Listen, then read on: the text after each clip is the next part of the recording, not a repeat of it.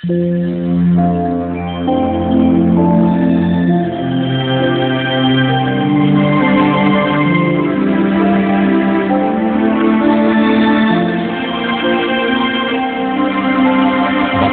ang bumabasa at ang nangakikinig ng mga salita ng hula at tumutupad ng mga bagay na nasusulat doon, sapagkat ang panahoy malapit na.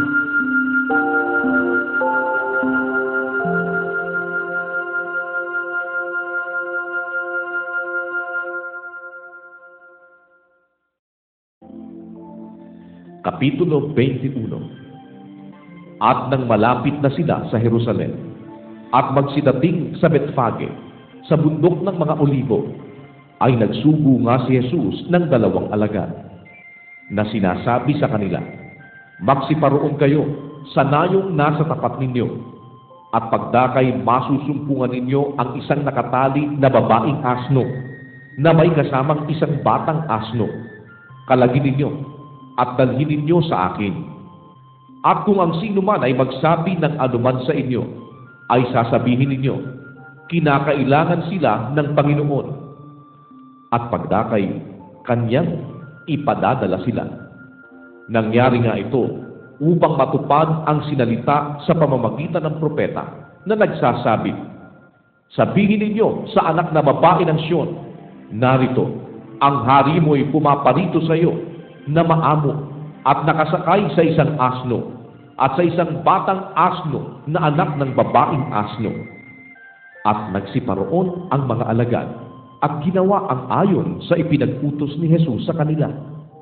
At kanilang dinala ang babaeng asno at ang batang asno, at inilagay nila sa ibabaw ng mga ito ang kanilang mga damit, at dito siya'y sumakay. At inilalatag sa daan ng kalakhang bahagi ng karamihan ang kanilang mga damit. At ang mga iba'y nagsiputol ng mga sanga ng mga punong kahoy, at inilalatag sa daan. At ang mga karamihang nangasa unahan niya, at ang nagsisunod, ay nagsisigawan na nagsisipagsabi, "Hosana sa anak ni David! Mapalad ang pumaparito sa pangalan ng Panginoon! Hosana sa kataas-taasan!" At nang pumasok si Jesus sa Jerusalem, ay nagkagulo ang buong bayan na nagsasabi, "Sino kaya ito?"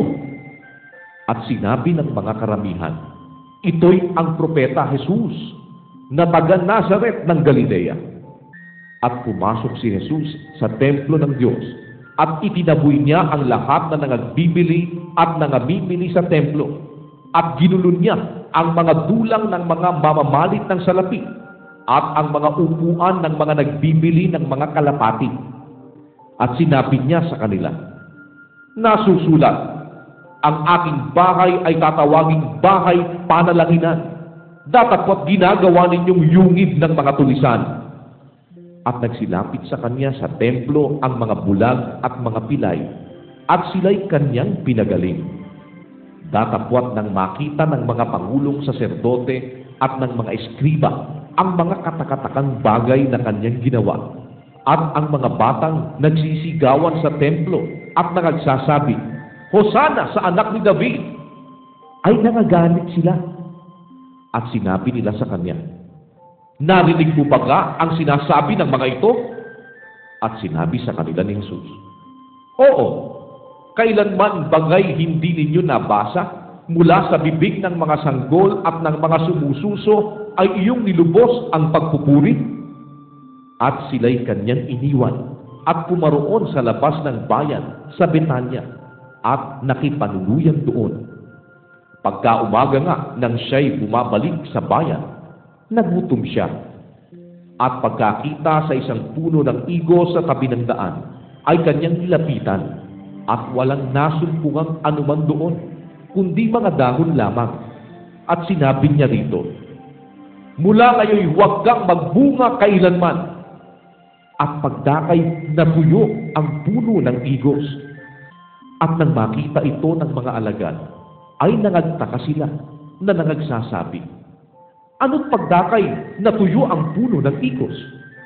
At sumagot si Jesus at sinabi sa kanila, "Katotohanang sinasabi ko sa inyo, Kung kayo'y may pananampalataya at di mga aalinlangan, hindi lamang mga gagawa ninyo ang nangyari sa puno ng igos, kundi maging sabihin ninyo sa bundok na ito, mapataas ka at mapasugba ka sa dagat, ay mangyayari.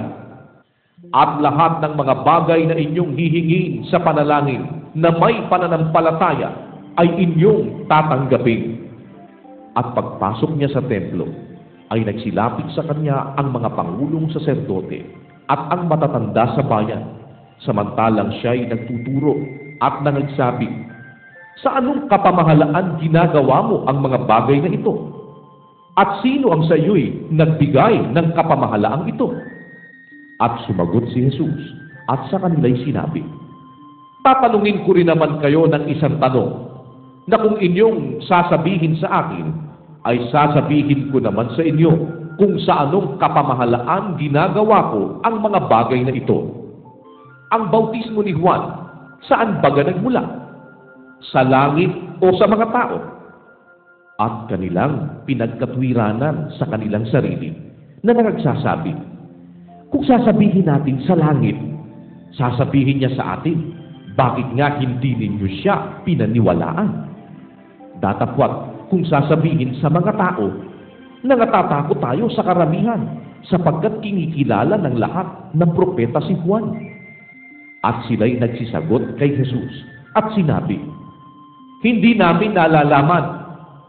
Kanyang sinabi naman sa kanila, hindi ko rin naman sasabihin sa inyo kung sa anong kapamahalaan ginagawa ko ang mga bagay na ito. Datapwat ano sa akala ninyo?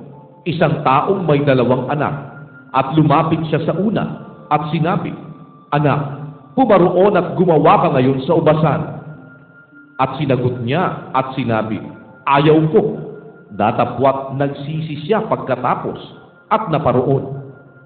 At siya'y lumapit sa ikalawa at gayon din ang sinabi. At sumagot siya at sinabi, Ginoo, ako'y paroroon at hindi naparoon. Alin baga sa dalawa ang gumanap ng kalooban ng kanyang ama? Sinabi nila, ang una. Sinabi sa kanila ni Jesus, katotohanang sinasabi ko sa inyo, na ang mga maniningil ng buwis at ang mga patutot ay nangauna sa inyo ng pagpasok ng kaharian ng Diyos, sapagkat naparito si Juan sa inyo sa daan ng katwiran at hindi ninyo siya pinaniwalaan. Datapwat pinaniwalaan siya ng mga maniningil ng buwis at ng mga patutot. At kayo, sa pagkakita ninyo nito, ay hindi man kayo nangagsisi pagkatapos upang kayo'y magsipaniwala sa Kanya. Pakinggan ninyo ang isa pang talinhaga. May isang tao na puno ng sambahayan na nagtanim ng isang ubasan at binakuran niya ng mga buhay na punong kahoy sa palibot at humukay roon ng isang pisaan ng ubas at nagtayo ng isang bantayan at ipinagkatiwala yaon sa mga magsasaka at napasa ibang lupain. At nang malapit na ang panahon ng pamumunga, ay sinugo ang kanyang mga alipin sa mga magsasaka upang tanggapin ang kanyang bunga. At pinaghawakan ng mga magsasaka ang kanyang mga alipin at kinampas nila ang isa at ang isa'y pinatay at ang isa'y binato. Muling sinugo niya ang ibang mga alipin na mahigit pa sa nangauna at ginawa rin sa kanila ang gayon ding paraan. Datapwat pagkatapos ay sinugo niya sa kanila ang kanyang anak na lalaki na nagsasabi, igagalang nila ang aking anak. Datapwat nang makita ng mga magsasaka ang anak, ay nangag-usapan sila, ito ang tagapagmana. Hali kayo, siya'y ating patayin at kunin natin ang kanyang mana. At siya'y hinawakan nila at itinaboy siya sa ubasan at pinatay siya. Pagdating nga ng Panginoon ng ubasan, ano kaya ang gagawin sa mga magsasakang yaon? Sinabi nila sa kanya, pupuksaing walang awa ang mga tampalasang yaon at ibibigay ang ubasan sa mga ibang magsasaka na sa kanya'y mga bibigay ng mga bunga sa kanilang kapanahunan. Sinabi sa kanila ni Jesus, Kailanman bagay hindi ninyo nabasa sa mga kasulatan ang batong itinakwil ng nangagtatayo ng gusali, ang siya ring ginawang pangulo sa panulong. Ito'y mula sa Panginoon at ito'y kagilagilalas sa harap ng ating mga mata. Kaya nga, sinasabi ko sa inyo, aalisin sa inyo ang kaharian ng Diyos at ibibigay sa isang bansang nagkakabunga. At ang mahulog sa ibabaw ng batong ito ay madudurog, datapwat sino mang kanyang malagpakan ay pangangalating gaya ng alamok. At nang marinig ng mga pangulong saserdote at ng mga Pariseo ang kanyang mga talinhaga, ay kanilang napaghalata na sila ang kanyang pinagsasalitaan. At nang sila'y nagsisihanap ng paraang siya'y mahuli, ay nangatakot sila sa karamihan, sapagkat ipinalalagay nito na siya'y propeta.